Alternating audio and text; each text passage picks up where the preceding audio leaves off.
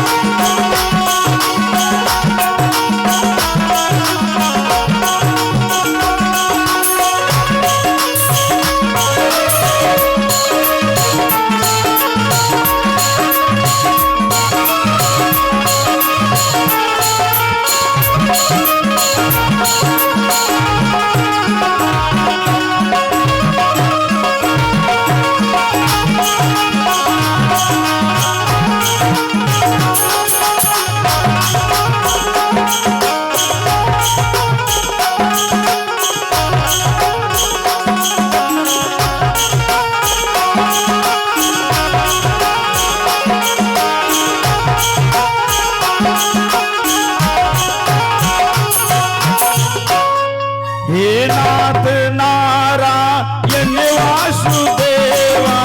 हे नाथ नारायण वासुदेवा। हे नाथ नारायण वासुदेवा। हे नाथ नारायण वासुदेवा।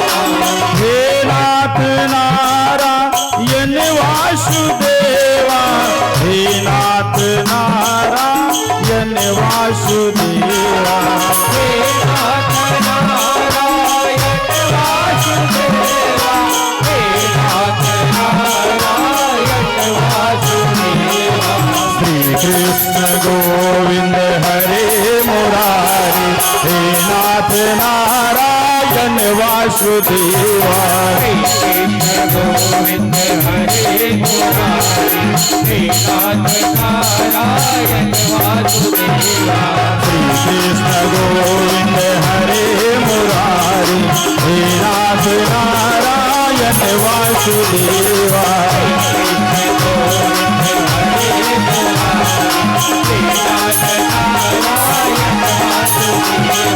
श्री कृष्ण गोविंद हरे मुरारी।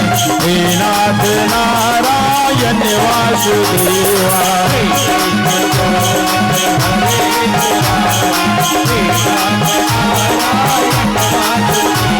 श्री कृष्ण गोविंद हरे मुरारी। हे नाथ नारायण वासुदेवा।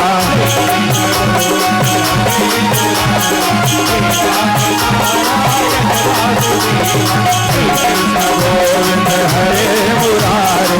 हे नाथ नारायण वासुदेवा।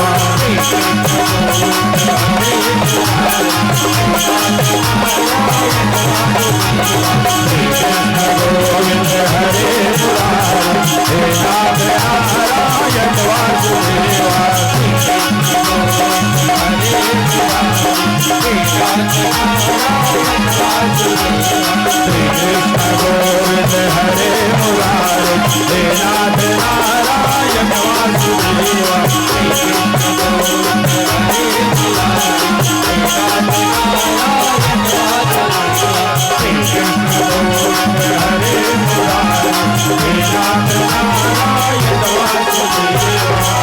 राधे राधे।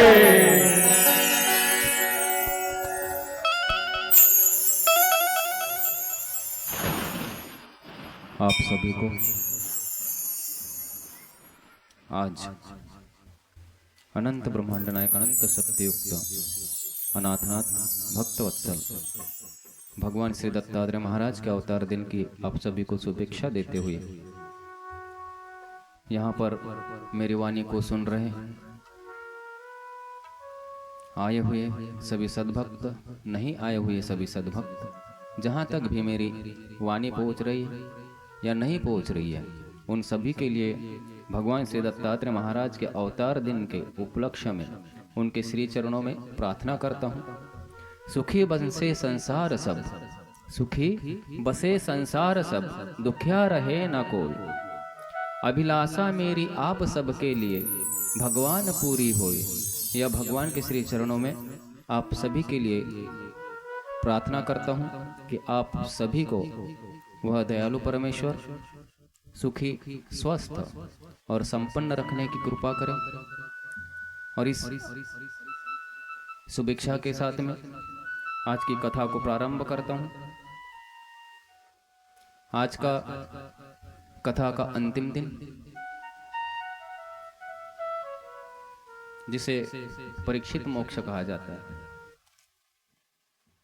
पापोहम पाप कर्माहम पापात्म पाप संभव त्राहि माम कृपया देव शरणांगत वत्सल।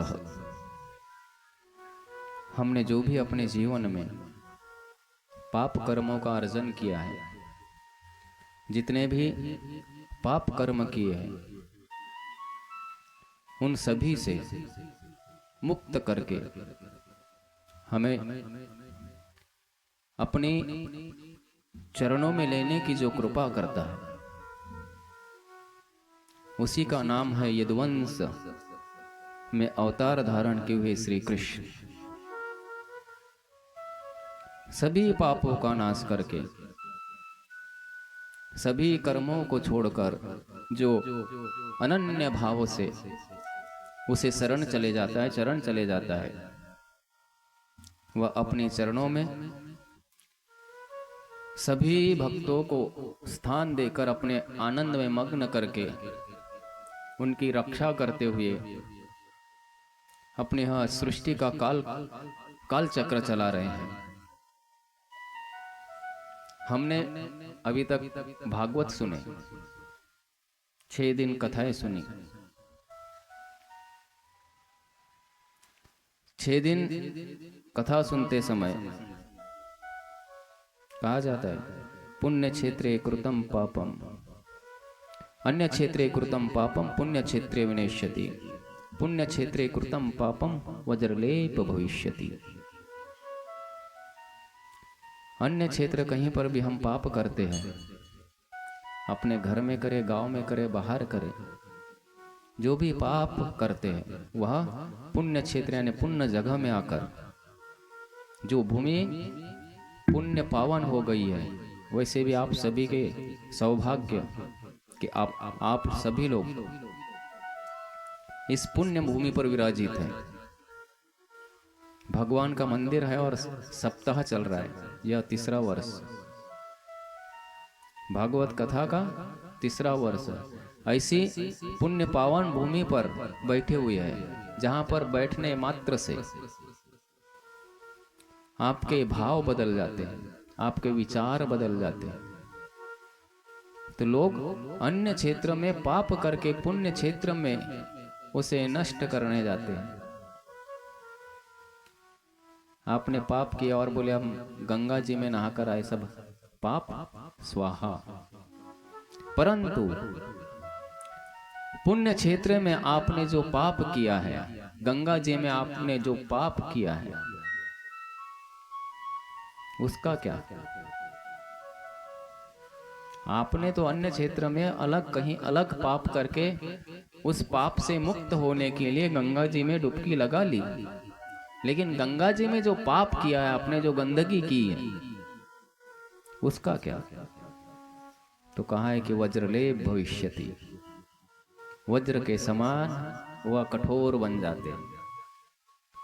उन पापों को आपको कर्म का भोग भोग कर ही समाप्त करना पड़ता है। एक ध्यान में रखिए, कहीं पर भी कथा में जाइए, वहां पर पाप से बचना चाहिए। शारीरिक, मानसिक, वाचिक, तीनों प्रकार से आदमी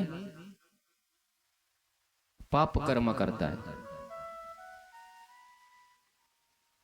सबसे पहले आता है मानसिक। मन में भावनाएं उत्पन्न होती, विचार उत्पन्न होता है दिमाग में। बोले क्या कथा करवा रहे पुजारी बाबा, काम धंधा नहीं है, फालतू का हमारा भी टाइम पास, खुद का भी टाइम पास। मन में विचार आया है आपके, बराबर है। सेमी का बेला देखा है ना आपने? सेमी का वाल, मराठी में वाला जो बोलते हैं, इधर में क्या बोलते हैं? सेमी। एकदम से फैल जाता है क्या? मंडे पर एकदम से फैल जाता है? नहीं फैलता ना, धीरे धीरे फैलता है पूरा, है ना? उसी प्रकार से आपके जो पाप कर्म है धीरे धीरे फैलते हैं। सबसे पहले आपके मन में भावनाएं उत्पन्न होगी, किसी भी चीज के लिए, अच्छे काम के लिए, बुरे काम के लिए, कुछ भी करने से पहले आपके मन में विचार उत्पन्न हो गए कि बोले क्या है पुजारी बाबा, टाइम पास, हमारा भी टाइम पास, अपना भी टाइम पास, सभी का टाइम पास कर रहे। बोलते हो क्या? बोलते होगे ना कोई? नहीं, बड़े सज्जन लोग। तो बहुत लोगों की ऐसी भावनाएं होती है जो बुरी भावनाएं होती है। सबसे पहले मन में विचार करेगा, फिर वह जैसा सेमी का बेला बढ़ते जा रहा है, वही मानसिक विचार आपका वाणी पर आएगा और आप किसी के पास में बोलोगे कि बोले काम धंधे कुछ नहीं, इसलिए बोले महाराज जी को बैठा लेते हैं और महाराज जी बड़बड़ करते। आपने पहले, सबसे पहले विचार किया, फिर मुंह से बोला, और फिर आपकी शारीरिक भी हो गया, मानसिक भी हो गया, वाचिक भी हो गया। अब बच गया शारीरिक। मानसिक और वाचिक आपने कर्म कर लिया, अब बच गया शारीरिक। आपका जो शरीर है वह वैसी कृति करने बैठेगा। यहां पर आओगे, कुछ भी उल्टा पुल्टा करोगे। तो यह तीन प्रकार से आदमी कर्म करता है, मन से, वाचा से और शरीर से। अच्छे भी कार्य यह तीनों से करता है। इसलिए आप कहीं पर भी यदि आप जाते होगे, कथा सुनने जाओ या धार्मिक कार्य में कहीं पर भी जाइए, शुद्ध और पवित्र चित्त होकर जाइए। दोषदर्शी मत बनो। दूसरे के दोषों को देखने वाले इंसान मत बनो। हम लोगों की आदत होती है, हम हमेशा दूसरे के दोषों को देखते, अवगुणों को देखते। बुरा देखन जो मैं चला, बुरा न मिलिया कोई। जब खुद के तन को देखा, तो मुझ जैसा बुरा न कोई। कबीर जी बता के चले गए बेचारे, लेकिन हम अपनी आदत को सुधार नहीं पाए। हम सभी की यही आदत होती है कि हम दूसरे के अवगुणों को देखते हैं, और उसके अवगुणों को देखते देखते हम भी अवगुणी बन जाते हैं।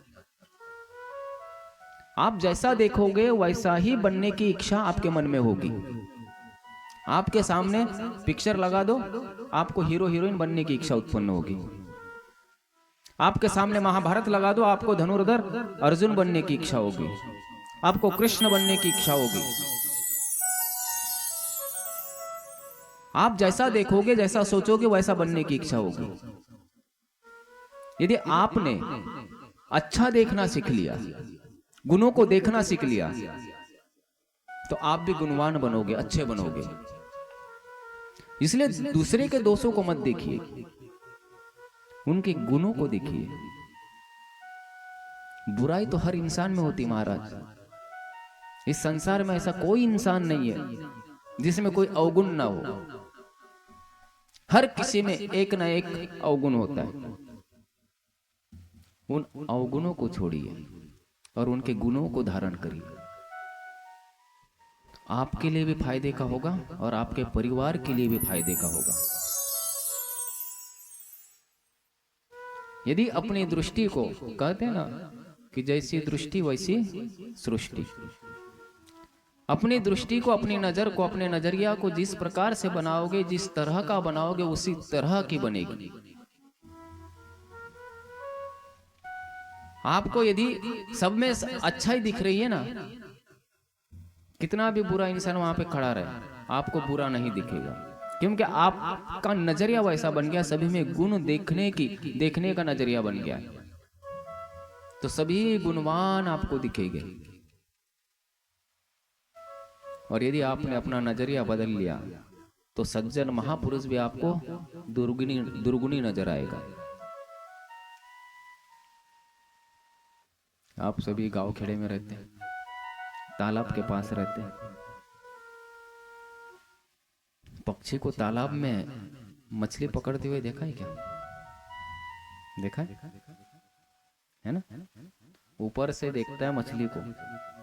देखिए महाराज, हमको पास में जाकर मछली नहीं दिखती, पानी में झांकने के बाद मछली नहीं दिखती, लेकिन ऊपर में पक्षी है, वहां से वह मछली को देखता है और सीधा उसी को पकड़ता है।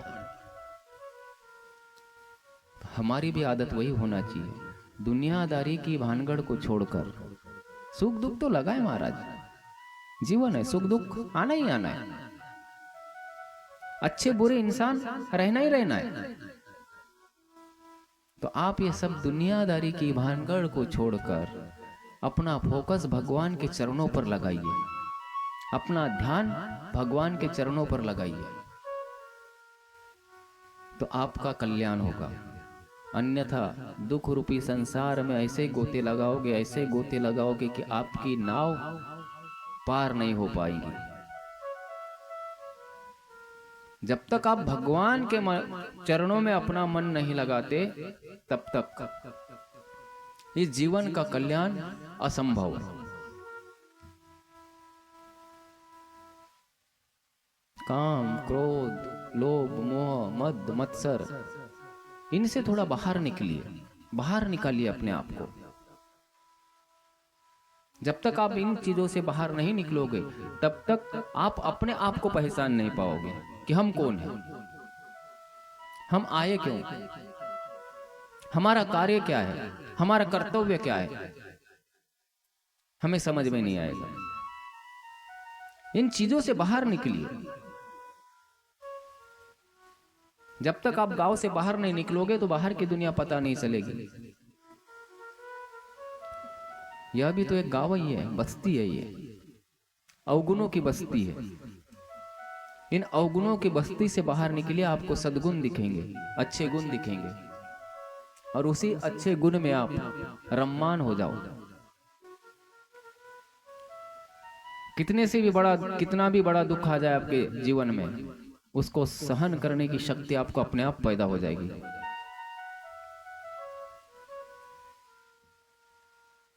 हम हमेशा दूसरों की चेष्टा करने में लगे रहते, दूसरों की खिल्ली उड़ाने में लगे रहते, और उसका भयानक परिणाम हमें भोगना पड़ता है। यदुवंशु ने भी वही किया था। भगवान श्री कृष्ण महाराज का वंश यदुवंश, भगवान कृष्ण के सामने पैदा हुए, बड़े हुए, रथी महारथी सब उनका परिवार, 56 करोड़ पर यदुवंश थे।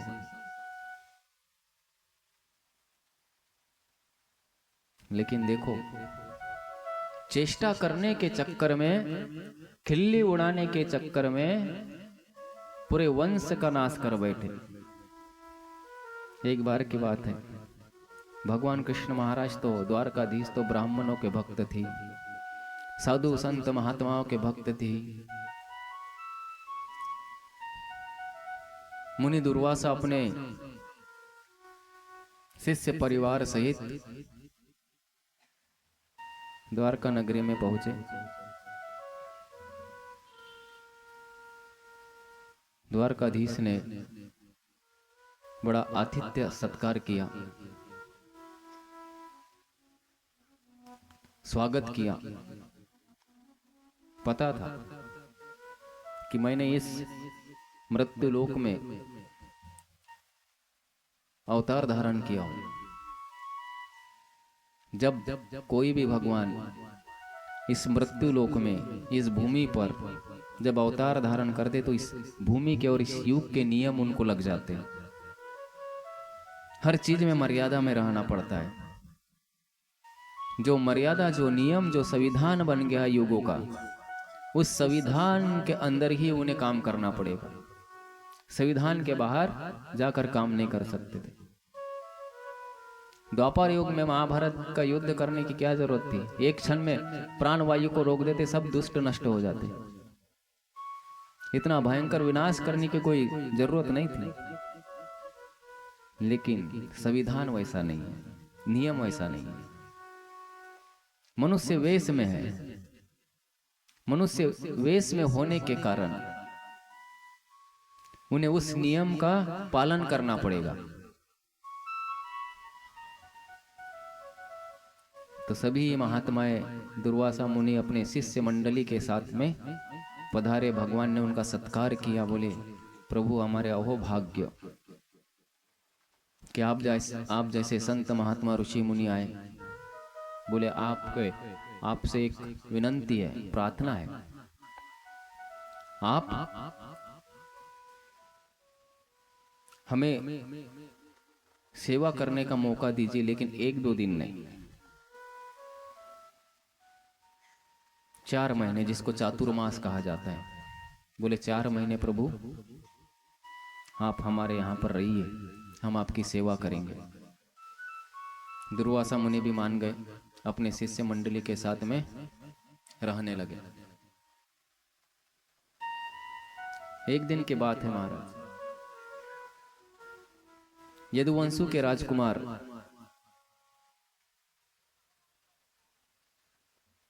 मस्ती मस्ती में जहां पर मुनियों की कुटी थी वहां पर पहुंच गए। आजकल जैसा हमें लगता है ना कि ये महात्मा लोग, ये संत लोग ढोंगी होते, उनके सामर्थ्य को हम पहचान नहीं पाते और कुछ भी बड़बड़ करते। यदुवंश के राजकुमारों को भी वही लगा, इनको भगाओ यहां से पहले, बड़े स्रोत आए हैं। तो यदुवंशु के राजकुमारों को भी लगा कि ये जो ऋषि मुनि का भेष बनाकर बैठे हुए सब ये ढोंगे, इनको कुछ पता नहीं होता, इनको कुछ भी पता नहीं होता। इसलिए उन्होंने यदुवंशी के राजकुमार भगवान कृष्ण के पुत्र सांब को साड़ी पहना दी और स्त्री का वेश बना दिया। गर्भवती के रूप में उसके पेट को कपड़ा बांध दिया और मुनियों के पास में जाकर पूछने लगे कि हे ऋषियों, बोले यह हमारी भाभी है, लेकिन भाभी आपसे पूछने के लिए थोड़ा संकोचित हो रही है। तो बोले कृपा करके आप हमें इतना बता दो। अब पहले मशीन तो नहीं थी महाराज, सोनोग्राफी वाली, लड़का होने वाला या लड़की होने वाली बता दे। आंखें और उनका तप ही सोनोग्राफी थी। आजकल आपको मशीन लगती है, लेकिन महात्माओं को, सिद्ध महात्माओं को मशीन की जरूरत नहीं पड़ती। आग बंद कर लिए कि सब दिख जाता है।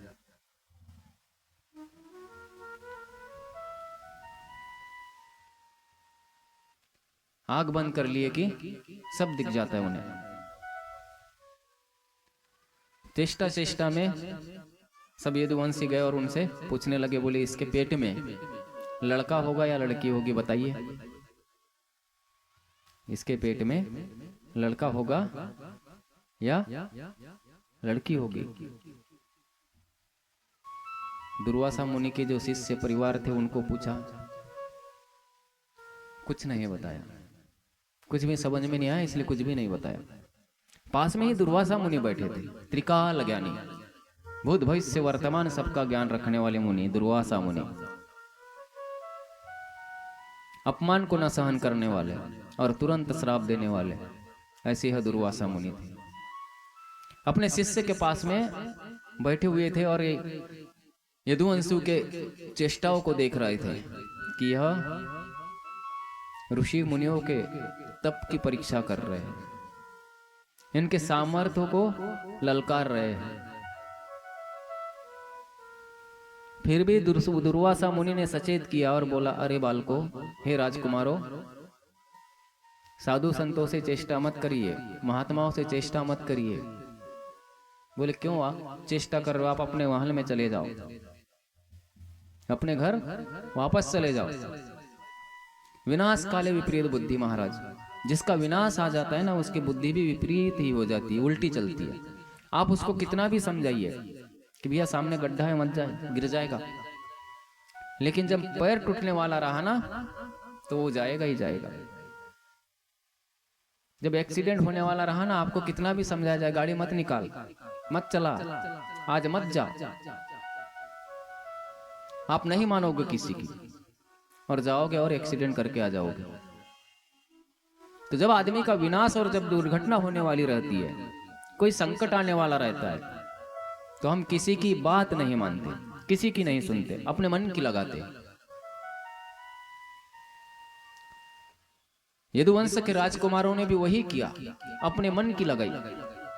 दुर्वासा मुनि 2-3 बार हो गया उनके समझा रहे कि हे राजकुमारों, आप अपने घर चले जाओ, चेष्टा मत करो, तपस्वियों के सामर्थ्य की पहचान मत करो। फिर भी नहीं बोले, नहीं माने। उल्टे दुर्वासा मुनि को ही कहने लगे, बोले आप ढोंगी हो, आपको कुछ अता पता रहता नहीं और बाबा बने फिरते हो।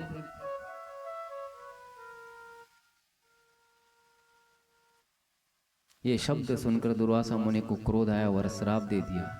बोले हे राजकुमारों, इसके पेट से जो पैदा होगा वह आपके संपूर्ण कुल के विनाश का कारण बनेगा। संपूर्ण कुल के विनाश का कारण बनेगा। वहां पे भगवान कृष्ण महाराज भी घिस गए।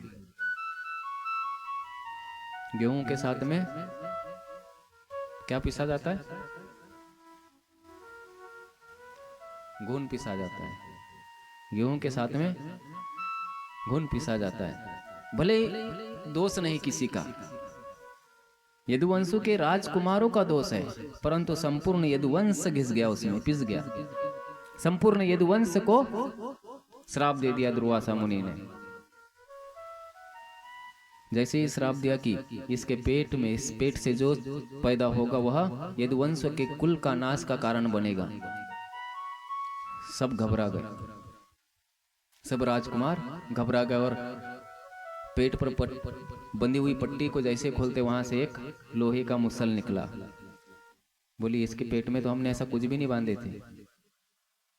और वही मुसल लेकर महाराज उग्रसेन के पास पहुंचे और उनको सब हकीकत बताई।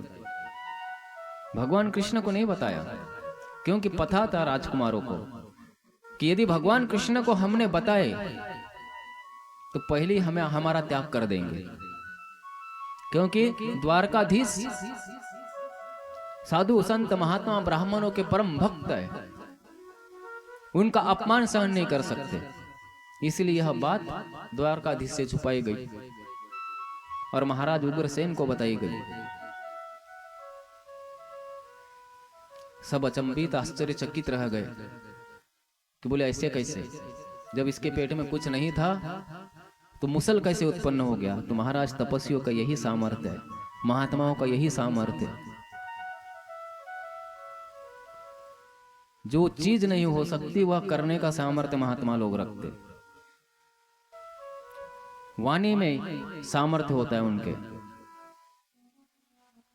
उनके वाणी को भगवान भी समर्थ देता है।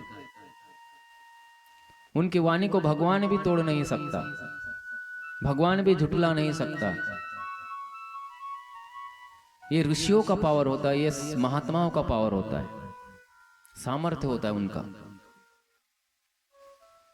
यदि आपके भाग्य में कुछ नहीं है और यदि किसी महात्मा ने या किसी संत ने आपको आशीर्वाद दे दिया कि बेटा जा सुखी रहे, जो भाग्य में नहीं है वो भी भगवान को देना पड़ेगा। या उस महात्मा के, उस तपस्वी के वाणी का पावर है, उनके वाणी का सामर्थ्य है वो। भगवान भी उनके वाणी को तोड़ नहीं सकते, क्योंकि तपस्वियों ने अपने आप को वैसा बनाया है कि उनके वाणी को भगवान को भी मान देना पड़ता है। उग्रसेन ने कहा, बोले राजकुमारों, आपने बहुत बड़ी गलती कर दी और साधु संतों का श्राप कभी खाली नहीं जाता। साधु संतों का, तपस्वियों का, ऋषियों का श्राप कभी खाली नहीं जाता। वह अपना कार्य करेगा या नहीं करेगा, किसी भी परिस्थिति में, किसी भी हालत में करेगा या नहीं करेगा। तो बोले अभी तो इस संकट से बचने के लिए एक ही उपाय है, इस मुसल को पूरा घिस घिस कर, बारीक कर करके, चूरा कर करके समुद्र में बहा दो। बारीक कर दिए, घिस दिए और समुद्र में बहा दिए। देखिए महाराज, जब विनाश होने का रहा ना तो प्रकृति संकेत दे देती है। यह सृष्टि संकेत देती है कि समय बदलने वाला है, कालचक्र बदलने वाला है। जहां पर भूकंप नहीं आते थे, भूकंप आने लगे। जहां पर बिजली कड़कती थी परंतु आवाज नहीं करती थी, वहां पर बिजली आवाज करने लगी। बेमौसम बारिश होने लगी।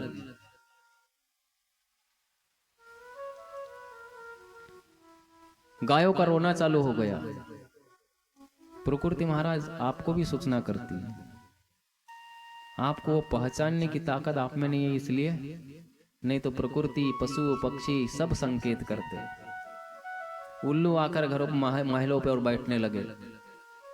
उल्लू आपके घर में, छोटा वाला उल्लू नहीं है, बड़ा वाला उल्लू। छोटे वाले को पिंजरला बोलते हैं।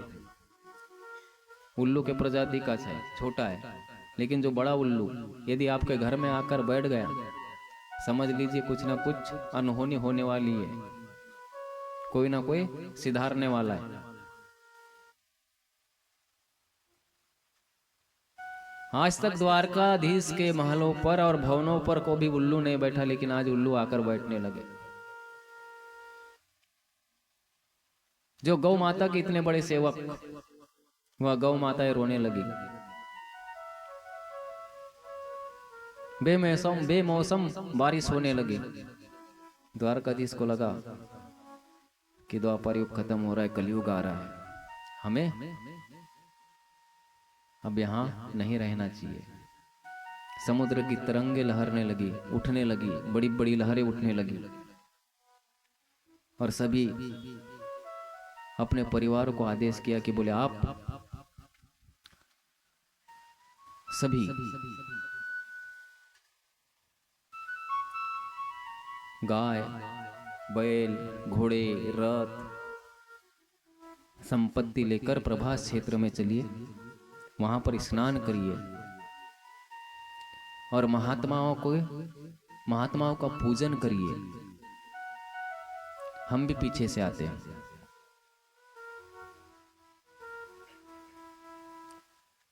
महात्माओं को संपत्ति दान कर दीजिए, महात्माओं को रथ दान कर दीजिए, महात्माओं को गौ माता को दान कर दीजिए, सब दान कर दो।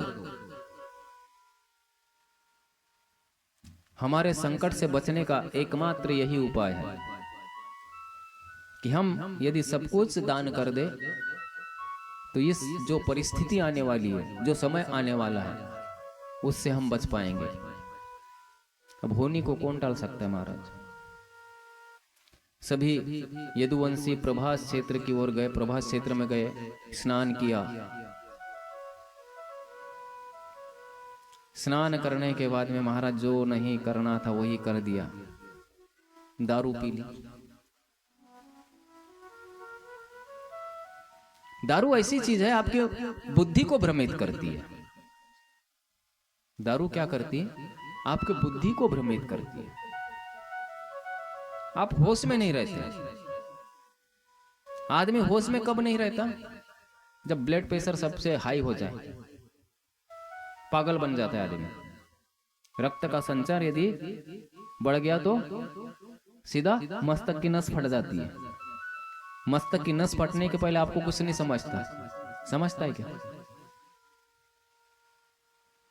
तो दारू भी यही ऐसी चीज है कि आपके मस्तिष्क पे पहले वार करती है। इसलिए तो रोड मेरे बाप की पूरी रोड भर चलते हैं क्या नहीं?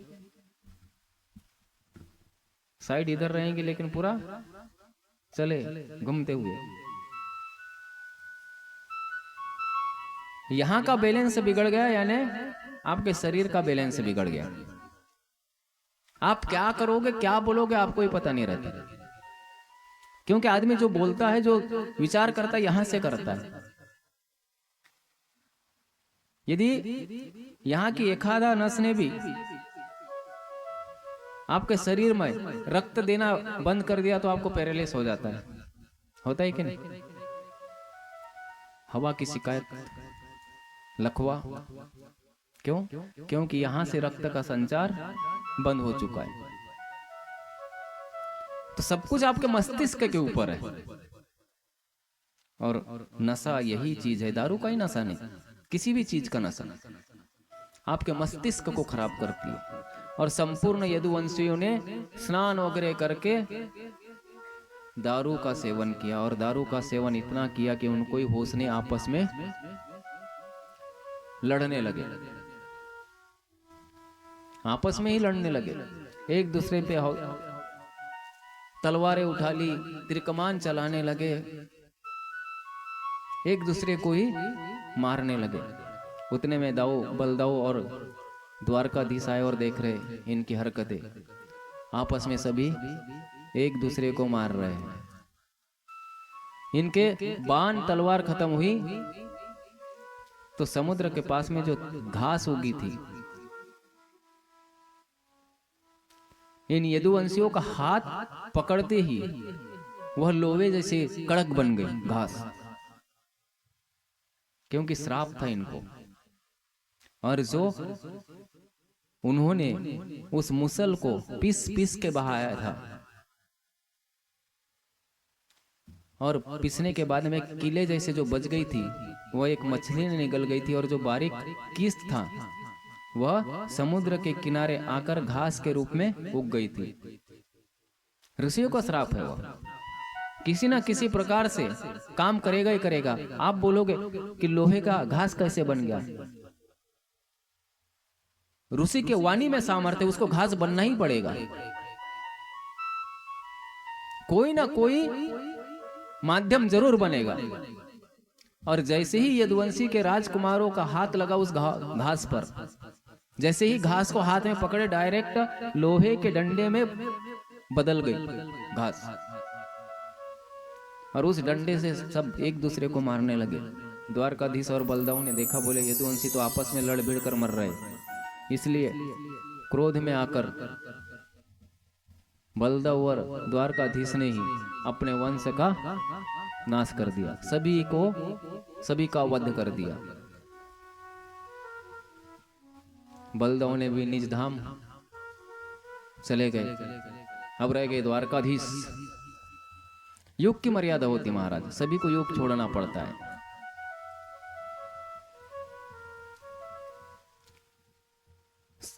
द्वापर युग खत्म होने वाला था और कलयुग लगने वाला था। इसीलिए भगवान कृष्ण को भी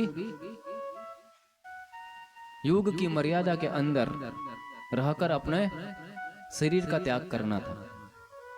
कोई ना कोई कारण बना था। यदुवंशियों को नाश करने का सिर्फ एक च कारण था कि यह भी कौरव जैसे अधर्मी होने लगे थे। जब आदमी के पास में धन दौलत संपत्ति ज्यादा हो जाती है ना, तो मद आ जाता है, गर्व आ जाता है, और गर्व के मारे आदमी बुरे व्यवहार करने लगता है, अधर्म की शरण में जाता है। तो यदुवंशी के जो यदुवंश थे, जो राजकुमार थे, उनमें भी यह अवगुण आने लगे थे। द्वारकाधीश ने विचार किया, भगवान कृष्ण ने विचार किया कि मैंने जब से जन्म लिया हूं तब से धर्म की स्थापना के लिए अधर्मियों का नाश करते करते आ रहा हूं, और आज अधर्म को बढ़ाने के लिए मेरा ही कुल कारणीभूत बनेगा, कारण बनेगा। इसीलिए अच्छा है कि अपने कुल का ही नाश कर दो। इसलिए संपूर्ण यदुवंशियों के कुल का नाश किया है, संपूर्ण यदुवंशियों के कुल का नाश किया है। इसलिए महाराज ध्यान में रखिएगा, सब करिए, लेकिन साधु संत तपस्वी महात्माओं की चेष्टा मत करिए।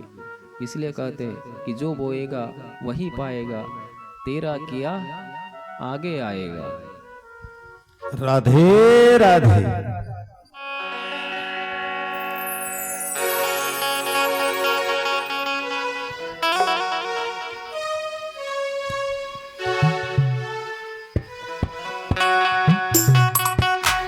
जो बोएगा वही पाएगा, तेरा किया आगे आएगा।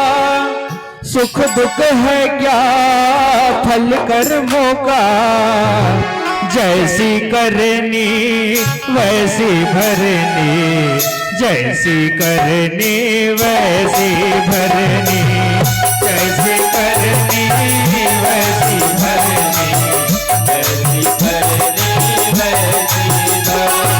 जो बोएगा वही पाएगा, जो बोएगा वही पाएगा, तेरा किया आगे आएगा, तेरा किया आगे आएगा। सुख दुख है क्या फल कर्मों का, जैसी करनी वैसी भरनी, जैसी करनी वैसी भरनी, जैसी करनी वैसी भरनी, जैसी करनी वैसी भरनी।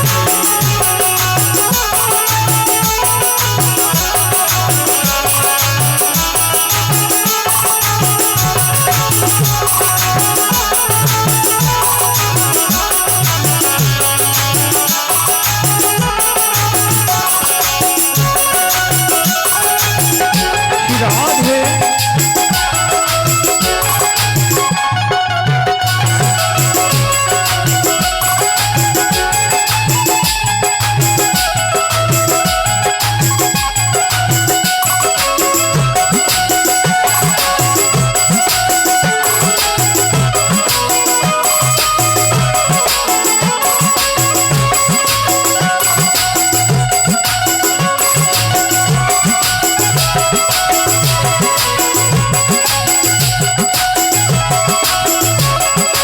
प्यार से ताली बजाते हुए।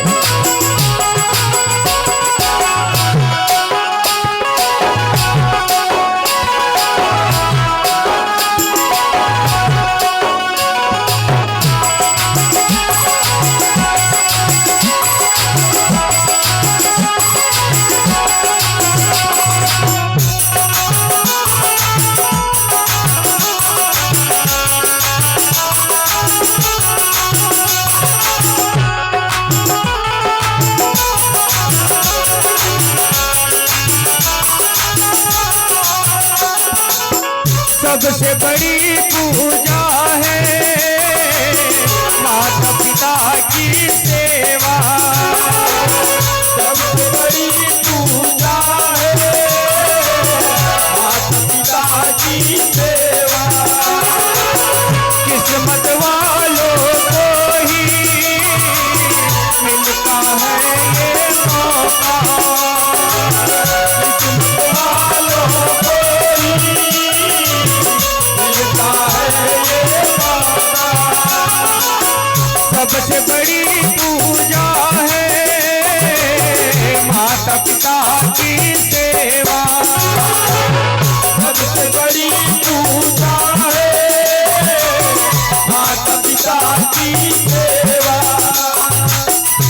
किस्मत वालों को ही मिलता है ये मौका, किस्मत वालों को ही मिलता है ये मौका।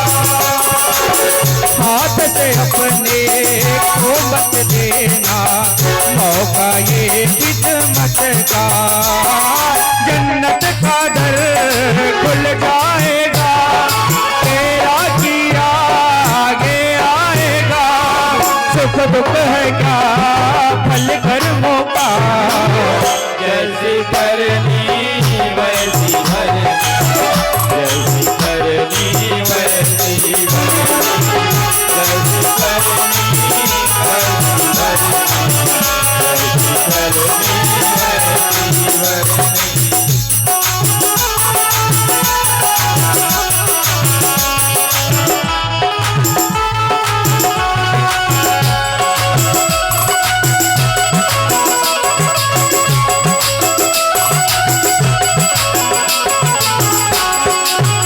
हरि बोल।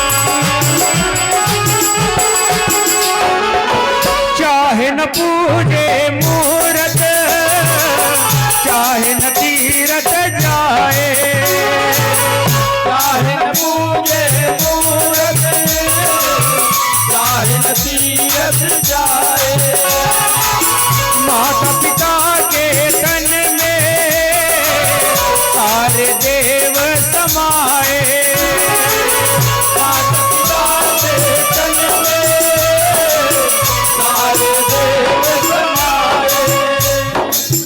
चाहे न पूजे मूरत, चाहे न तीरथ जाए, चाहे न पूजे मूरत, चाहे न तीरथ जाए, माता पिता के तन में सारे देव समाए, माता पिता के तन में सारे देव समाए।